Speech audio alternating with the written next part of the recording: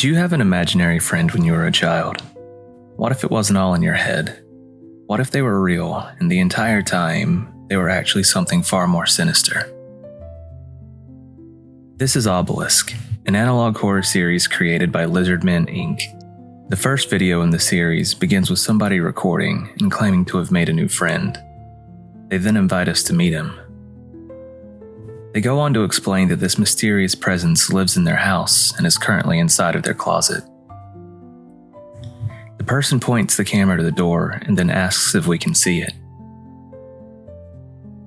A strange figure can be seen between the shutters of the closet. However, as soon as it notices it's being recorded, the figure disappears into the darkness.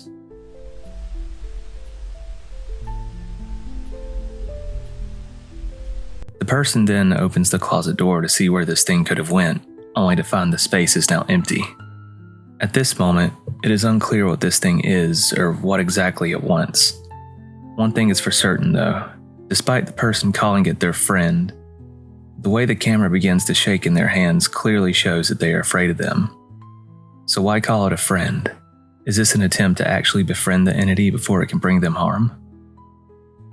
We cut to a brand new recording and are shown a dark room with a TV playing some cartoons. This helps shed some light on my previous question. Maybe this is a child. That would make sense given the cartoons on the screen. It would also be why seeing this figure isn't setting off any major alarms for them. Maybe they're used to imaginary friends. The child then mentions that sometimes their friend joins them to watch cartoons. However, the figure never appears. The episode ends without seeing the figure again.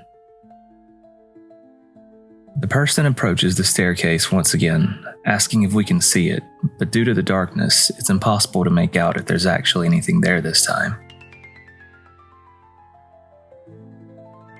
In the video's description, only one word appears: pilfer, meaning to steal things of little quantity or little value. In the context of this video, this may have a more sinister meaning. Maybe the child is in more danger than they realize.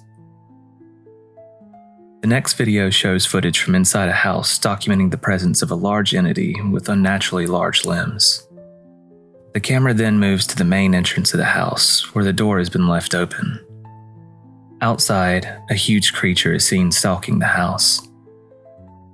The video cuts back to the interior, but the creature we saw earlier is gone. In the next bit of footage, a parent wakes up in the middle of the night after hearing their baby, Abby, crying. The parent appears to have blocked the door to their room, so immediately something feels off.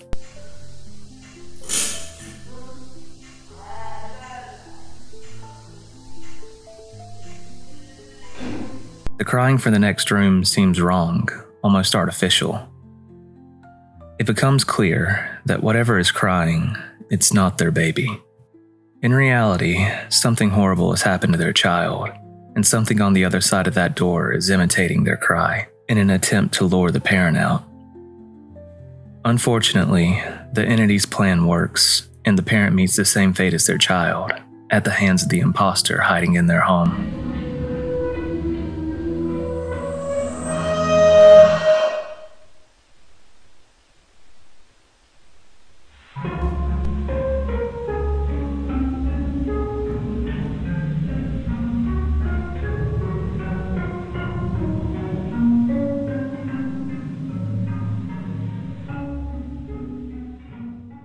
The next piece of footage begins with someone claiming to have found an abandoned house in the middle of nowhere.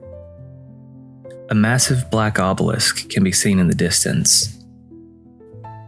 The house has no windows or doors. However, after exploring the structure, they find a wooden plank hiding the entrance. They slowly make their way inside, and when they can stand, they begin exploring the dark interior using their flashlight. Eventually, they reach a room where the chairs and tables are stuck to the ceiling. They keep moving forward until they come across a large door, which they decide to open. The image cuts out, and in the next shot, the protagonist appears in a bright environment with bloodstains on the floor. The video then reveals that they are not alone in the house. What originally appeared to be a simple abandoned house, in reality is an immense liminal space resembling the back rooms.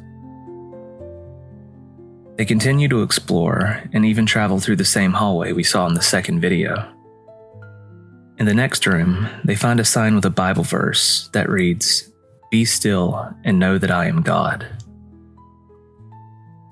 They move forward until they reach a staircase with a cross on the wall, but the stairs lead up into nowhere. They keep walking and eventually reach a door far too high to reach.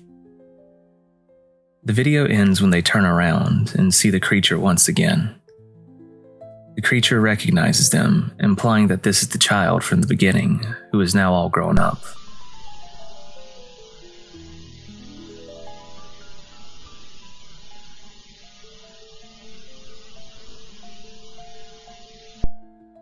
This leads us to the most recent video in the series.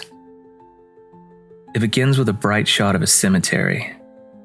"She's in here somewhere," appears on the screen. They begin to walk through the cemetery until they approach a baby's crib in the center. We look inside of the crib, and the shadow cast is that of the creature, revealing that this is their point of view. Inside the crib, a giant caterpillar is shown, followed by the phrase, "You're not how I remember you, Abby." Was this the same creature who took the life of the baby and their parent in the previous video? The scene cuts to the interior of the house. They look around and another bloodstain is shown. "Why do you keep me here?" appears on the screen, along with, "I can't be here." They begin to walk through more hallways until they reach a doorway being blocked by the entity. They turn around and continue down the hall until they are back inside of the barricaded room. Once again, the crying can be heard. This time, they do nothing. They just stand there. The words, "Please forgive me," appear, and the scene goes black as the child continues to cry.